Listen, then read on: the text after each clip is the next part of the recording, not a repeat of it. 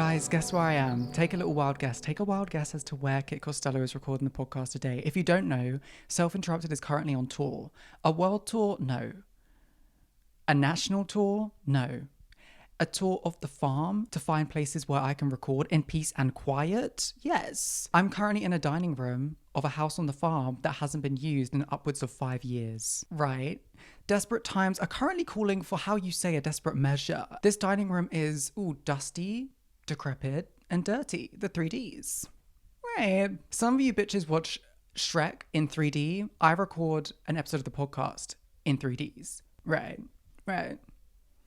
And that's the kind of je ne sais pas that you get on Self-Interrupted with me, Kit Costello, your host. Guys, welcome back. Aren't you so happy to be here? Because I know I am. Today we are talking about, guys, we're doing a topic that I've wanted to do for a really long time. It's titled for now, The Damage of Media Overconsumption in Our 20s. The reason I wanted to do this episode is because previously I've talked about feeling lost in your 20s and feeling a bit lost in general. And I feel like this is almost like a follow-up to those kind of episodes in which you try and find reasons as to why you feel lost, or you try and find answers as to why you find lost, but you're looking from the wrong spaces, which is social media, and that social media users telling you what's wrong in your life and trying to fix you. And I think it's going to be a really interesting episode.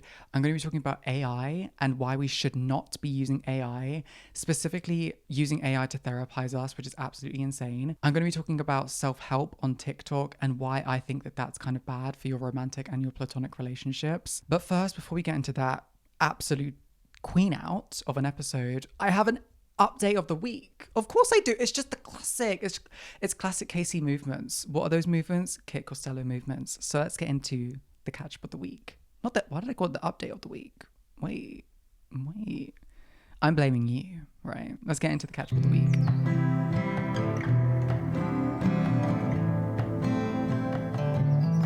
I start this catch up of the week. Yesterday was a tough day for Miss Kit Costello. It was Monday the 23rd of June to be precise. And I was depressed, right? I was depressed for a multitude of reasons that I won't get into right now. But yeah, I was in the gutter, guys. And one thing about me, when I'm in the gutter, the last place I want to be is the farm.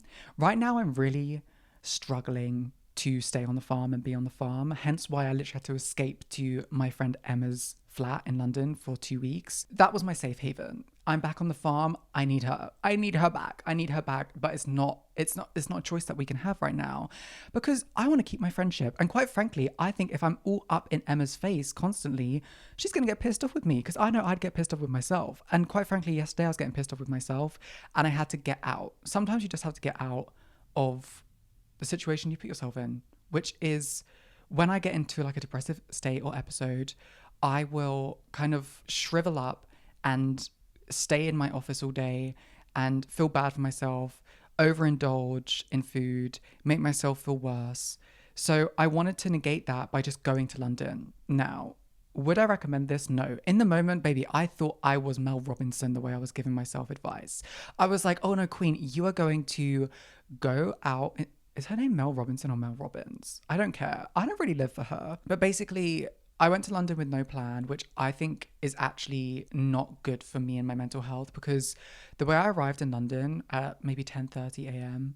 and I was like, oh, so what are we going to do now? Messaged all of my friends. All of them are busy. Oh, I'd never wanted to get on top of a bridge and jump.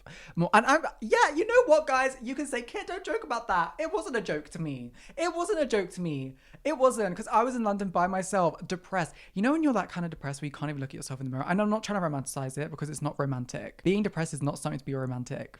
It's not something to romanticize, because I just felt very alone. I felt kind of disgusting and I didn't feel good in myself. However, there is a happy ending to the story. So for the momentary depression talk, there is a happy ending. I was in Islington wandering around. I went to a coffee shop. I didn't go to my usual, and that was a bad idea, because I went to this coffee shop and I was almost, how you say, certain that this coffee shop was like an indie, like, oh my god, she's so indie, she's so different, she's so cool. Turns out it's a chain coffee shop, and they had tricked and fooled me into thinking that they were indie. Oh my god, it was almost like, how you say, embarrassing. They pulled up and they gave me my Americano, of course, no milk, no sugar, classic classic KC movements. They gave me my Americano in this like super vintage looking mug. And I took a picture and put it on my close friends. And I was like, guys, you don't even get it. Like, I'm about to be a local here. And then as I looked around the cafe, I saw that there were identical vintage looking mugs. And I said, bitch, how can you have a one of a kind vintage mug be duplicated like this? These are fake. And then I looked around and I was like, oh my God, they're trying to give shabby chic. They're giving millennial shabby chic to the point where they have these brand new wooden tables and they've kind of like distressed them a bit and painted a bit of like brown stuff on them to make them look old and tattered and used. I just started gagging. I was so disgusted with myself that I even thought. And when I was in that depressive state, mind you, 5 pages writing into my journal, yeah, it was bad. I was like, oh, of course you would fall for this. You would fall for this capitalism and give them your £3.80 for an Americano, which wasn't even that good. I took a sip of the coffee and it was shit. It was absolutely awful. And I wrote down in my journal, the coffee's bad as well. So it was just like another hit to my stomach. Another like, oh. Anyway, at that point, I was like, okay, maybe I should just go home. Call it quits. None of my friends are available. Can't do anything. I'm feeling a bit crap. And I was like, you know what? No. Come on, let's journey, let's venture. Let's go somewhere where I never really go. Hampstead Heath. Right. Hampstead Heath is where I would say a lot of rich people live. A lot of your favorite celebrities, your musicians will go. It's a very cool place. It's like a massive park in North London. It's gorgeous there. Oh, if you're feeling lonely, yeah, don't go to Hampstead Heath by yourself. If you're on a depressive episode about feeling very alone, the last place you want to go is, Romantic City, Miss Double Date City, Miss Everyone Worked Out on Hinge City. Designed to be deleted, yeah, because everyone's found partners now. And they're all where? In Hampstead Heath. So I pulled up to Hampstead Heath. Everyone's walking around with their shopping bags full of picnic items, holding hands, kissing, making out by trees, pissing me off, actually. Get the hell out of my face. How dare you? I have my headphones on, Addison Rae coded, and I will say, sometimes when I have my headphones on, I wear big like over-ear headphones, and I have my hair down, I feel really flop, and I was feeling flop. There was no ounce of me that was feeling like, oh, I'm about to attract someone, like I feel so sexy. No, I felt disgusting, and I'm gonna be real, I did. And where did I go? Hampstead Heath, gorgeous, there's lakes, there's fields, there's abundance. I found myself in a bush, sitting in a tree, writing in my journal. Right. People were walking past. Oh, and to make it worse, actually, before I got onto the walking past part, I was sitting in this tree. Everyone had carved their names into the tree. R+J in a love heart. How dare you? It just felt like they knew. When they were doing that, they were like, I know some lonely bitch called Kit Costello is about to sit on this tree and journal about how she's so alone. And we just need to rub it in her face. So let's put a little love heart around our initials real quick. Ugh. Like, why? It just felt so personal. Anyway, at this point, I'm sitting on a tree in a bush, journaling. I'm starting to I would say I was at the beginning of the day, 100% really sad, actually in a depression, like really spiraling. At this point, I would say I was 70. There was a light at the end of the tunnel. I said, oh, let's walk towards that light. That light being a cafe where I could charge my phone because we were on 19%, girls. And it was serious because my parents weren't able to pick me up from the station at the village, and I will get to that in a second. Those queens were at a funeral, RIP. But also, where's the lift? Girl, I've got to be real. Anyway, I walk towards that light at the end of the tunnel, which is a cafe. I walk into, I would say, an abundance of cafes, and I'm like, hey, do you have a table with a plug socket? And all of them said no. I was like, well, what are we doing? So I go to this cafe. It was insane. Guess how much a bottle of Coke at this cafe was? Take a wild guess. A bottle of Coke, just Coke in a fridge, nothing crazy, nothing special. £4.20. I'm not even joking when I tell you that all of you bitches are going to hell. Every single £4.20 sparkling water for all of the drinks for £4.20 in the fridge. I was like, what are we doing? You are just pushing it. Also, you're Hampstead Heath. You're already rich. Stop acting brand new. You don't have to be charging £4.20 for a bottle of Coke, bitch. You're going cuckoo to le monde. I now felt pressured as my phone was running out of battery. This place did have a table with a plug socket, and the waiter gave me a menu. I was like, bitch, I'm not eating here. As if you think I'm eating here when your Cokes are £4.20. I looked on the back, there were smoothies. I had to tap in. Now, those smoothies, I think it was £6 or £8. It was too expensive, but I was sitting down and I plugged my phone in. We were charging. And I will say, that smoothie, she was worth it. I'm not going to lie. I tapped my phone at the end of that time at the cafe and I was like, you know what? Good for you. That smoothie was really nice. It was a mango, coconut, tropical vibe, but it was special. Like they had made it. It felt like it had a bit of lime in there. So it was something to be celebrated. I then decided that I needed to go home, got the train back home. Like I said, my parents weren't there to pick me up. So I had to walk from the other village, the other village. I know you guys don't know, like you don't know where I live, but the other village is like a while away. And I had to walk from the other village through the farm in my ballet flats. I'm talking through the fields, muddy fields, in my ballet flats all the way home. I'm talking like hour and a half walk in the heat. I was wearing a V-neck Gracie Abrams Good Riddance jumper. I'm talking like thick medieval times. You know that kind of jumper that like those bitches back in the day didn't have central heating? They needed a jumper that was going to keep them warm through the winter. I was wearing that in the middle of summer just to catch a vibe. Like I just wanted to give the vibe of Good Riddance by Gracie Abrams. And I will say, throughout that whole morning, I was listening to explicitly Gracie Abrams' Good Riddance, which is like, I would say probably the most depressing album about feeling like you're avoidant attachment. Yeah, that was what I was listening to, and I had to stop. I had to ban myself from listening. I think I listened to it 3 times in a row, like back to back. Not good. So I walked back to the farm in ballet flats, but that's what happened yesterday. The beginning of the week, I got laser hair removal on my face. Now, at the beginning of the week, it was a lot hotter than it was recently. Today and yesterday, it was actually really lovely, pleasant, some might say. A bit of wind, a bit of rain. We're back. The UK is back to her regularly scheduled weather. But at the beginning of last week, it was hot. It was about 30 degrees in London, and all you bitches you piss me off. Oh, I live in Australia. It's 100 degrees here. God, I don't care. Frankly, our houses are made for heat. They're not made to keep cool. They're made to keep warm. So when it's 30 degrees and I'm cooking in my room, don't tell me that I shouldn't be feeling the heat. Because frankly, why is the UK receiving weather warnings? Oh, you might die, by the way. It's a bit too hot today. Might die. Make sure you drink water. Like, oh, okay, sure. On one of the hottest days of the year, I went to get laser hair removal on my face. Brilliant idea. And it was not only the hottest day of the year, weather-wise, but also in the KCCU because Kit Costello was feeling a bit hot and sexy. I was. And who did I see that day? No one. Why? Oh, also, to wrap up the depressing day, I did feel better at the end of the day and I felt really happy and positive as I was walking back to my house on the farm, because I did say that there was like a light at the end of the tunnel and I didn't really get to that light. Why aren't we talking about being happy? So I am happy now and I'm feeling a lot better. And I think sometimes you need those days where you just, I don't want to say you need them, but I think sometimes you go through those days to come out of it the other side and to look at, how you got yourself through it, And I know now that I'm not going to go to London feeling depressed and having no plans, because it's all well and good to go somewhere to distract yourself. But if you go somewhere with no plan, you're only going to spiral about the fact that you have nothing to do and you're with no one. Anyway, back to it. So you guys interrupted me just then. That's so rude. I think it's really funny that you just don't have manners nowadays. Went to get laser. It was kind of flop because I didn't get to see anyone. And it was also hot. Hot outside, too hot. It's boring now. My tea with the summertime, it says on my notes. My tea with the summertime. I do get that summertime sadness that Lana did once sing about. I've already talked about this. I talked about it in like season 2 of Self Interrupted.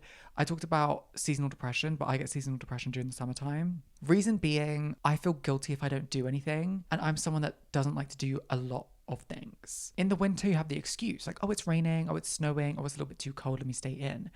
During the summer, everyone's like, oh my God, why don't you come out? Like, let's have a good time. What if I don't want to come out? What if I want to stay in? And that's okay. So sometimes summertime sadness does hit me like a train. But I think recently I've actually done really well with it. And it is officially summer now, because a pet peeve of mine is when people are like, oh, it's summer. Summer sale. Bitch, it's May. It's not summer. It's barely just turned spring. Why are you saying it's summer when it's May? Do you guys know anything about the summer solstice? Like, at the 21st of the month, it's summer. Bang. But some of you bitches are like, oh, it's summer at the beginning of June. Like, ooh, no.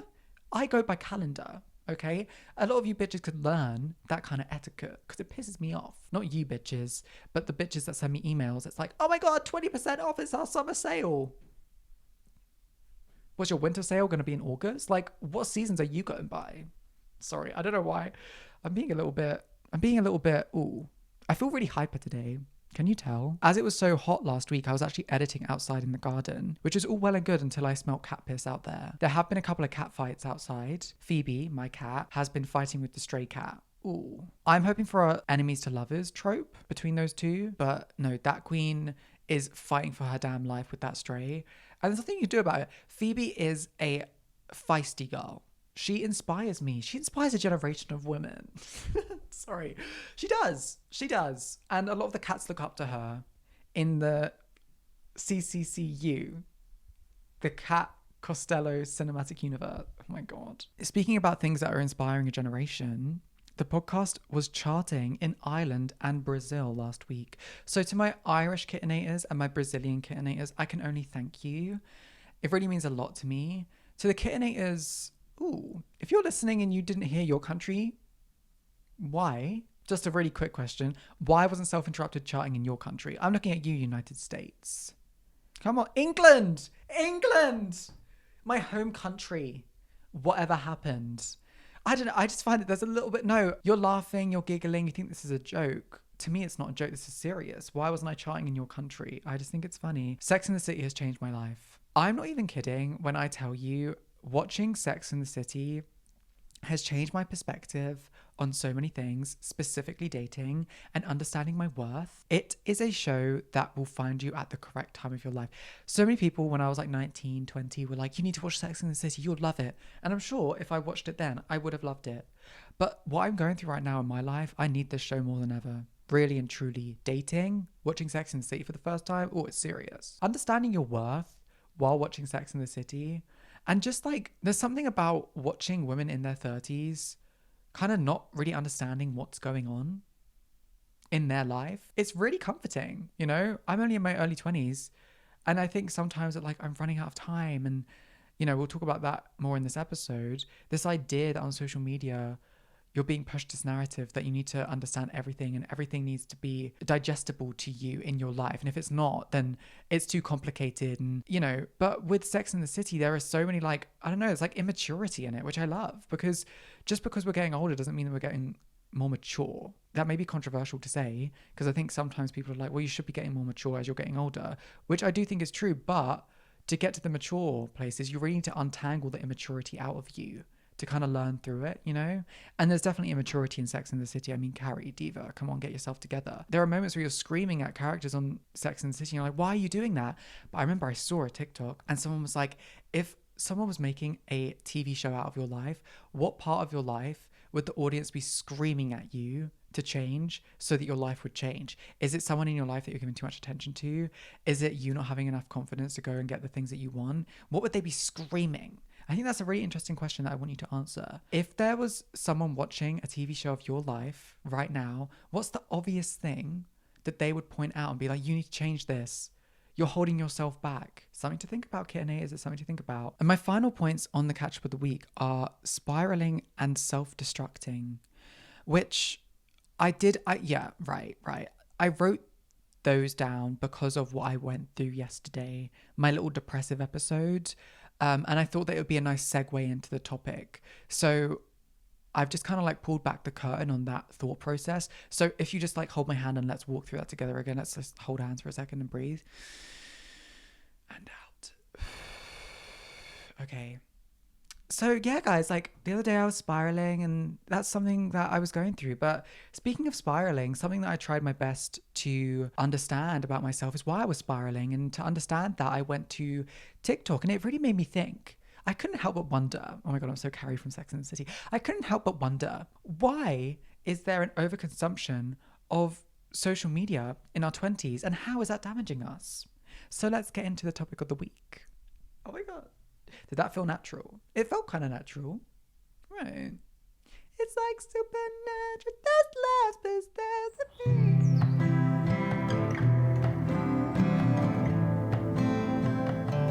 There's a couple of points that I've written down to kind of set the tone of this topic. And also sometimes in these topics, I find it kind of hard to get into the flow of it, because once I get into the flow, I will feel really passionate about the topic. But sometimes if I find it hard to understand the point of view where I'm coming from, I stutter a little bit, and a lot of the time will try and re-record the topic. And I don't want to do that today because I'm really passionate about this topic, but I just need to get my mind straight. And I also want to be on the same page as you. So I've written a couple of quotes down here. We want answers, but we aren't looking in the right places. That's in terms of feeling a bit lost. So turning to places like AI, ChatGPT, or turning to places like Instagram or to TikTok. And then there's this quote that I've written down, which says, TikTok is meant to be a way of distraction. So why is it starting to feel like that relative at a party telling you how to live your life? And by this, I mean, on TikTok, I'm inundated with these really hot, sexy girls that are in their mid-20s that are like, if I knew this at the beginning of my 20s, I would feel so much better now. And they give all of this life advice that is just empty and meaningless. And funnily enough, that life advice just happens to end after a minute. Reason being, you have to be recording a video on TikTok for a minute to earn revenue from it. So these people on TikTok will give you so much self-help and advice only when it benefits them. A lot of these people on TikTok aren't actually giving you advice to benefit you. They're doing it in a way that will up their engagement so that they get money. And a lot of these things that I'm hearing on social media are, have friends, but not too many. You only have to have 5 core friends, otherwise you are fake and you mold yourself too much. You can date, but you can't have anything too serious because you're young and you'll regret it in the future. You can be busy, but not engulfed by work. You have to have the perfect balance. You can save money, but also spend your money. You need a treat. You can be unique, but not too weird. Try hard, but not try too hard, otherwise you look desperate. You can be available, but not too available because you have to have some mysteriousness about you. You cannot win. And I found that being on TikTok and this kind of over consumption of being on TikTok and social media, it's kind of making me doubt my critical thinking skills and doubting what moves to make in my life that feel natural. Let's say, for example, with dating. With dating, sometimes I feel a little bit lost in it. It's like very new to me, and I get a bit scared that maybe I'm doing something wrong, or maybe there's some things that I just don't know. And also with dating, there are certain things that I like to keep to myself and I don't like to express to my friends. So I'm like, okay, well, what's the best thing that I can do? I can go on TikTok and look at some dating advice. All of that dating advice juxtaposes each other. Some of it cancels out each other. I'll see one video where it's like, if a guy does this, he loves you. And another video of like, if a guy does this, he hates you and he's just faking it. And it literally drives me insane because here I am, someone that doesn't know what's from what in dating. And I'm trying to get advice on TikTok. And all I'm finding is that I'm running myself in a circle and making myself feel worse about myself. When I talk about the overconsumption of media, and especially on social media, what I really mean is that I think sometimes we do know the answers. I know that in the beginning of this, I said, we want the answers, but we're not looking in the right places. I think by that, I mean, we're not actually looking inward a lot of the time. Because like I said, when I'm looking up on TikTok, trying to find answers for something, a lot of the time I already know the answer, especially when it comes to like dating or relationship advice. A lot of the time, the relationship that you have with someone is so nuanced and so unique that if they've done something that feels a bit out of turn, most likely it's out of turn. If they've done something that's really, really lovely and you feel like super seen by what they've done, most likely they've done that to make you feel seen. So why am I going onto TikTok, onto Instagram to find and grasp an understanding of something that I already understand? It's because I have personally grown up in a generation where I feel the need to do that. I feel the need to have a second opinion all the time from social media. And also, I think it goes back to kind of like an idolization of these people on social media. You see these really pretty girls that are maybe in their late 20s or their mid 20s, and they're telling you these things, whether it's about dating or friendship or just your lifestyle. And they're telling you that you need to change certain things about you. And you're looking at them and you're thinking, well, bitch, it's working for you, so let me tap in. But most of the time, these people aren't even being themselves. Let me tell you, bitch, I was one of those people. I've been doing TikTok, I've been doing YouTube since I was very, very young. And I had to stop doing like modeling TikToks because I felt like such a fraud. I was on TikTok being like, okay, guys, so this is how you become a model. And I was not getting any modeling work. I don't know if that was necessarily out of respect for other people. By that, I mean, I don't know if I was stopping making like modeling tip videos because I was scared that my modeling tips weren't actually useful. I think it was more about me, to be honest. It was more like imposter syndrome, and I get that quite a lot. And I think sometimes there's a lot of imposter syndrome that comes from me still.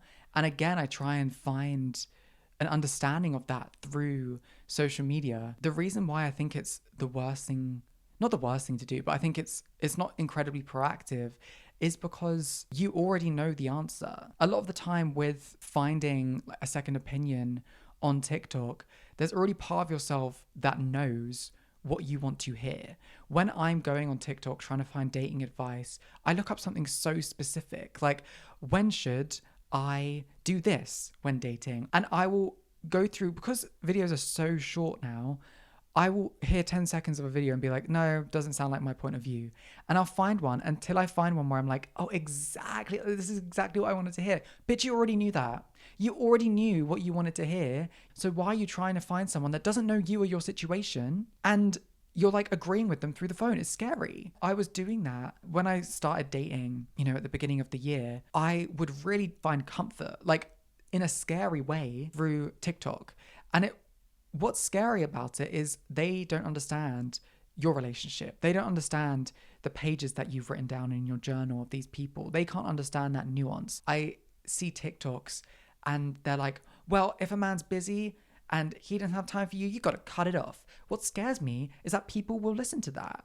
And that just brings it back to that kind of overconsumption and that overimportance of these short form content videos on social media, because they aren't that important. What's really important is the understanding that you need to reach out to people in your real life. And we need to, as a society and as a generation, need to bring it back to talking to people in your real life about your problems, even if you find it hard to.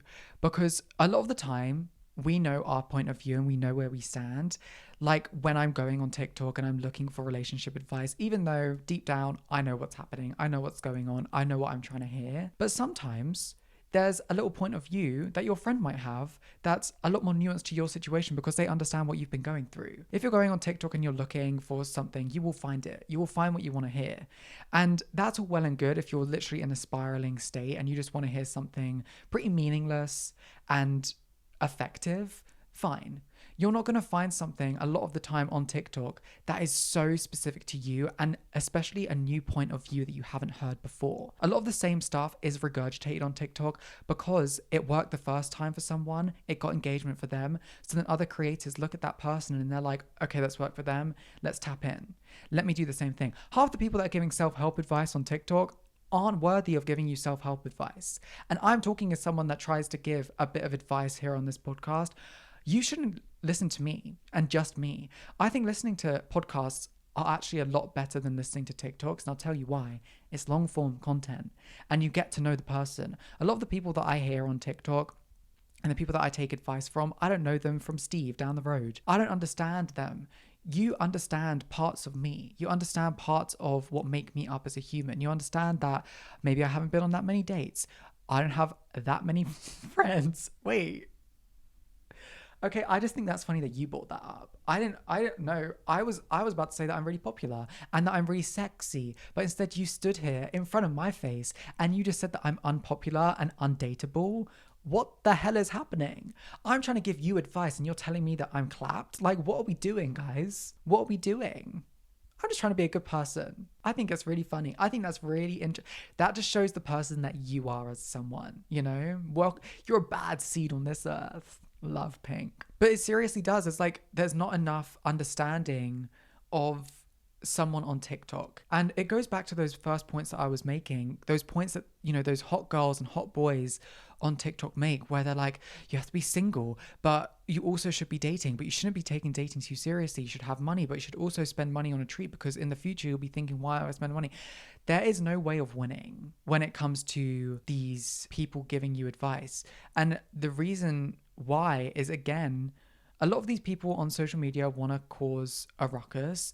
They want to be a little bit controversial, but also they don't want to be too controversial because no one wants to be cancelled. So they're being really vanilla about their advice because they want to make it broad enough for a lot of people to engage so that they gain followers, therefore gain money in this like massive popularity contest, which is social media. So I think it's really important to kind of switch off just a little bit when it comes to social media, because it can be so overstimulating but empty. Because short form content, it's literally just like 30-second videos of someone telling you that you're doing terrible in life, and then you go on to the next video and it's like, oh my god guys, listen to my new song, and then it's another video of someone basically saying that the guy that you're talking to or you're dating doesn't actually like you. So you end up leaving social media and on TikTok feeling like you've just been slapped in the face 4 times and told that you're ugly and that you're never going to have anything in your life and that you're behind in life. When in actuality, if you sit down with yourself for a second and you actually have a little bit of critical thinking and you think, well, the stuff that I'm going through in life is maybe a bit more nuanced than these people understand, you get to understand. And maybe that's why I bring up journaling a lot. And I don't want to be that bitch that's like, you need to journal, it saves your life. But I think a lot of the time, journaling allows you to be retrospective about what is happening in your life. But also, I think the main thing is talking to your damn friends. Oh my God.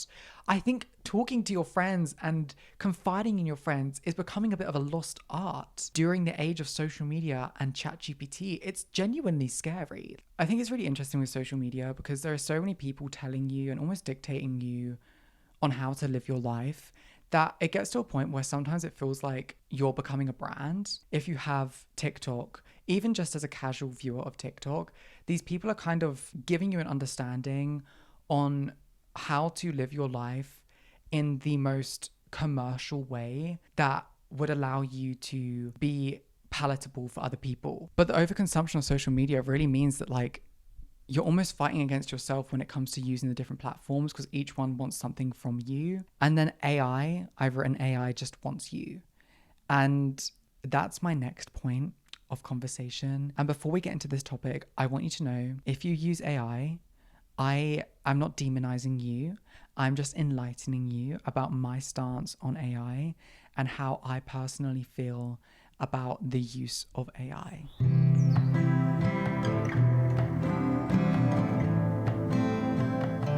This is my main topic of discussion for this episode because I think that it really encapsulates and pinpoints this specific moment in our generation of the overconsumption of social media in our 20s, because this is something new. It's something new for our generation to understand and to grasp.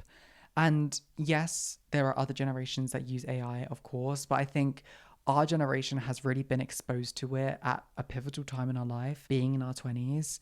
And it's been branded to us as this assistant that's free and you can ask it all these questions and it's always there for you. And I think that it's really scary that people use AI and that they rely on AI and that they feel confident in what AI has to say. People are using AI to do their taxes. People are using AI to understand intimate relationships with people. People are using AI to send apologies to people. If they've done something wrong, they'll put the situation into AI and hope to God that it gives a good apology so that they can copy and paste that apology and send it to their friend. People are using AI to write dissertations. People are graduating college from using AI. It's terrifying, and I think it's completely unethical, and I really dislike AI. And again, I don't want you to think that I'm coming from a point of view where I'm thinking you're such a loser. If you use AI, you're a loser. I don't think of that at all. If you're using AI or if you've used AI, you've just been conditioned into thinking that it's okay and that maybe it is cool to do because you surround yourself with those kind of people. And maybe on social media, it's been made to feel like it's this thing to be okay. And I really just don't think it is. And I'm going to give you some reasons as to why I don't think it's okay. I've written down here, increased dependency on technology reduces your critical thinking skills. And again, it goes hand in hand with using other social media platforms, but specifically using something like ChatGPT to, you're asking it ridiculous questions that most of the time, the things that I've heard people ask ChatGPT are things that you already know, or you are just trying to find a second opinion and you're not going to your friends, you are asking ChatGPT. And that's my next point. You have friends. The reason we have friends is to ask them these questions. And again, I can very much learn from this because asking social media certain questions that you could ask your friends is also just as bad. There are reasons why we have friends. They understand us and they're there for us. If you don't feel like your friend is there for you, or if there's something that you can't tell your friends, that's okay, but that's a barrier that you get to break down with friendship. And I can learn that, with relationships, with dating. Sometimes I find it uncomfortable to talk to my friends about things because I'm scared I'm going to jinx something, for example. And I'd much rather go to TikTok and ask them because then they don't understand me. You know what it is? It's like less commitment. There's not as much of a commitment when you're looking it up on TikTok. When you're looking your problems up on TikTok, you then don't have to explain to TikTok why you're feeling that way. If you're typing into TikTok, oh, I'm feeling sad, how can I stop feeling sad? TikTok isn't coming back and being like, oh my God, why do you feel sad today, Queen? What's going on? But your friends are going to ask that. And sometimes you don't want that. But sometimes that's what you need. If you're asking your friend, I'm sad, what can I do about that? They're going to tell you, oh, okay, so why are you sad? What's going on? But what the difference is between TikTok and ChatGPT is that ChatGPT does do that, to my knowledge anyway. You'll say, I'm feeling sad, and then Chat is going to act like you know them, and they're going to be like, oh, you're sad. What's wrong with you? What have you been going through today? And that's the difference. It's this idea of like humanization of an algorithm that freaks me out. There is a difference, and I'm not going to act like it's always the same thing because there is a marriage between the two. What I'm talking about is my overconsumption of social media and going to certain social medias to understand myself, and also someone going to ChatGPT to understand themselves. But there's also a vast difference. People are starting to think that they can use ChatGPT to therapize them, when in actuality, ChatGPT is an algorithm that is based off of what you show it. It's only going to tell you what you want to hear. And I'm so bored of people being so emotional around an emotionless thing, which is ChatGPT. Oh my God, Chat just understands me. First of all, why are you calling it Chat? What are you doing? Oh, Chat understands me. We're humanizing a robot in a time in the world where people are being dehumanized. And it's genuinely freaky that people will give pronouns to ChatGPT. Oh, I call my ChatGPT, it's a boy, it's a girl. Bitch, why are you doing a gender reveal for an algorithm? Like, you're starting to scare me. And don't even get me started on people that will pay for ChatGPT. Jesus Christ, girl. You have too much money. You know what I say about people flying planes? If you fly planes, give me £10,000. If you paid ChatGPT a monthly subscription, you better give me £10,000 right now. If you have the nerve, and this is actually serious, if you have the nerve to be like, oh, I don't have the money to go out right now, I can't get a coffee with you because I don't have enough money, but you're paying ChatGPT monthly, I'm going to seek help. But going back to the friends thing, I think the scary thing about ChatGPT is the idea that people think that they're building a bond with it. And I sent this to my friend Hanifa. A man proposed to ChatGPT the other day, and it was like serious to him. And that's what kind of scares me about this. It's the normalization. Obviously, that's not normal, and people aren't looking at that and being like, oh, that's a very normal, average guy. But going back to the idea of being friends with them, I've sat in conversations where a couple of people will be sitting across from me and they'll be going back and forth about their ChatGPT and how their ChatGPT differs from each other, and how their ChatGPT is just so funny and they just understand them, guys. Why wouldn't you want to talk about ChatGPT? And again, I don't want you to think that I'm trying to demonize you and villainize you, because I don't think that you're the villain. It gives me an understanding of who you are as a person, especially if you understand what's bad about ChatGPT and you still use it. I think it's really unethical. And speaking about being unethical, artistic integrity while using ChatGPT is, oh, like artists that use ChatGPT aren't artists to me. And that might be incredibly controversial to say, but it's an oxymoron. If you're using ChatGPT, you can't be an artist because art comes from the soul. Art is an extension of you. How can you, as an artist, be using ChatGPT to find a greater understanding of who you are? ChatGPT doesn't know who you are. Only you know who you are.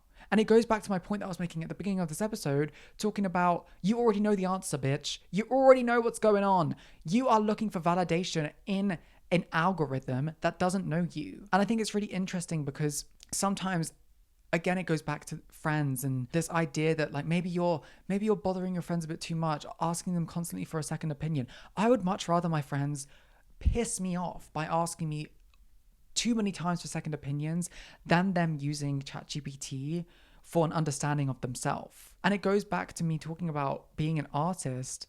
Art comes from the soul. So when I see photographers using ChatGPT to gain an understanding of what they want to shoot that day and how they're going to set out their lighting, it makes me think, bitch, shouldn't you know that in the first place? What are you doing? What are you doing here, bitch? You know how many people want to be an artist? You know how many people want to be creative? You know how many people yearn to be in the spot that you are? Let's say as a photographer, you're making consistent money as a photographer. You're getting booked here, there, and everywhere. And you have the nerve to send your clients mock-ups made by AI. Are you tapped? Like, are you actually mad? It's genuinely frightening. I've written down here, AI is built off of artists and the misuse of artists' work. An AI generated image comes from somewhere. It comes from images that have existed, created by artists. Protecting artistic integrity in this period of time is more important than ever. And to be using ChatGPT to generate what you should be doing as an artist is totally and utterly wrong and shameful.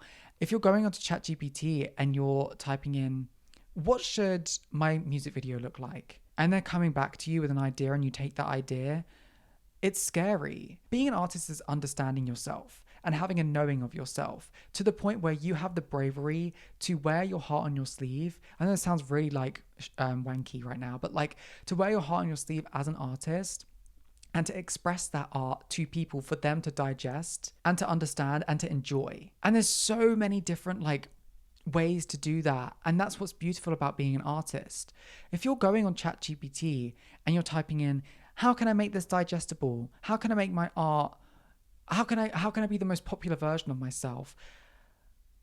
You're not in it for the right reasons. You're not doing this for the right reasons. If you're going on ChatGPT and you're trying to understand and find out how you can be the most famous version of yourself, why are you trying to get into this? You're in it for the wrong reasons. And it's simply boring. I think that with ChatGPT, what scares me is this kind of crutch that people have for it. And it's almost like a shadow to some people.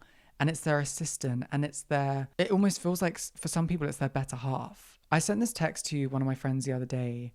And I was delirious. It was early in the morning. And I, for some reason, was able to really grasp an understanding of why I really don't like AI, specifically ChatGPT. And I said, you know what it is with AI? It's that people can't just leave you out of it.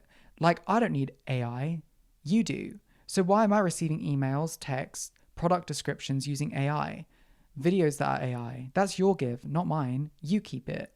It shouldn't be allowed to infiltrate my phone. It should be illegal, not gonna lie. Why does a child have access to AI or ChatGPT? And honestly, after writing that, I was like, wait, AI couldn't have written that. I think it just circles back to the original point of this episode, which is the overconsumption of, it's almost like the overconsumption of accessibility in a lot of ways. The overconsumption of accessibility on social media to find an understanding and to find comfort in what you already know and what you already knew. Using AI to double down on a point that you already knew just to have something that isn't real say, yes, you're on the right tracks, is absolutely barbaric and insane. And I think you need to seek a little bit of help. Gonna be honest. Asking your friend, great, good start. Go and do that. Ask your friend if you're on the right tracks. And I can use this help as well, because me going to TikTok isn't much better than going to AI. And that's why I want to say I am not demonizing or villainizing you for doing that, for using AI and using ChatGPT, because I think using TikTok and social media isn't that much better, because at the end of the day, it's just this idea of dehumanization of people and of your friends. And that's what this overconsumption of social media has done. Ironically, social media has made a lot of people a lot less social. And that used to just be, you'd rather stay in and watch a YouTube video. It's got to a point now where you won't pick up a phone call because you don't want to talk to me because you're talking to ChatGPT. You won't text me with your problems because you're texting ChatGPT.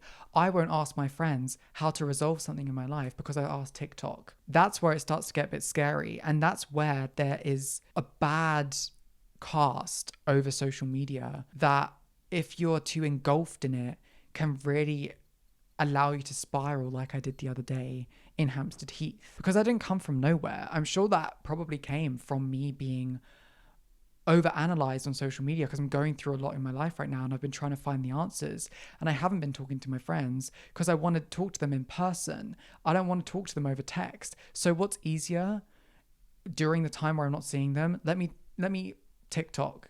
Let me ask TikTok what's going on. And because it means nothing and there's no substance there, I don't feel fulfilled. I don't feel like I'm actually gaining anything from it. So I feel like I'm in the same space, if not worse, because these people on TikTok are telling me how to live my life and basically saying that I'm not living it right. So I'm now in a worse position than when I asked it in the first place.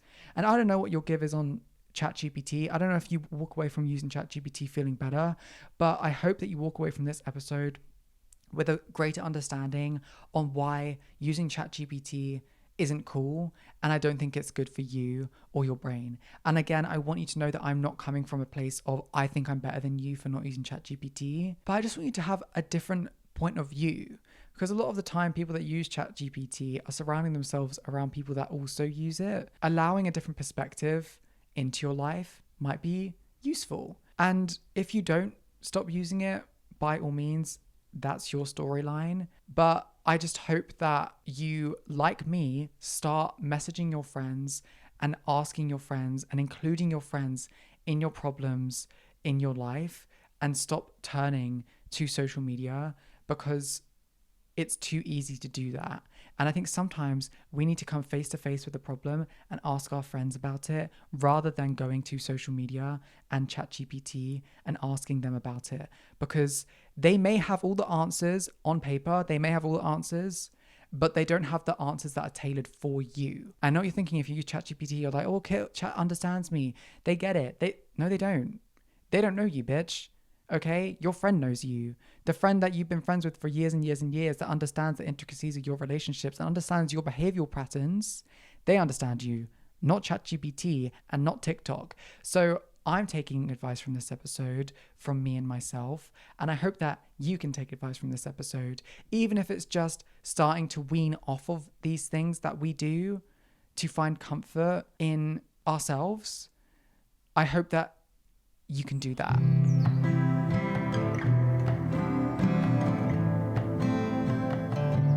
I hope you've enjoyed this episode of Self-Interrupted with Kit Costello. Before you go, of course, I have the vinyl of the week and the recommendation of the week. The vinyl of the week being my Blood Records Chapel Roan, The Rise and Fall of a Midwest Princess.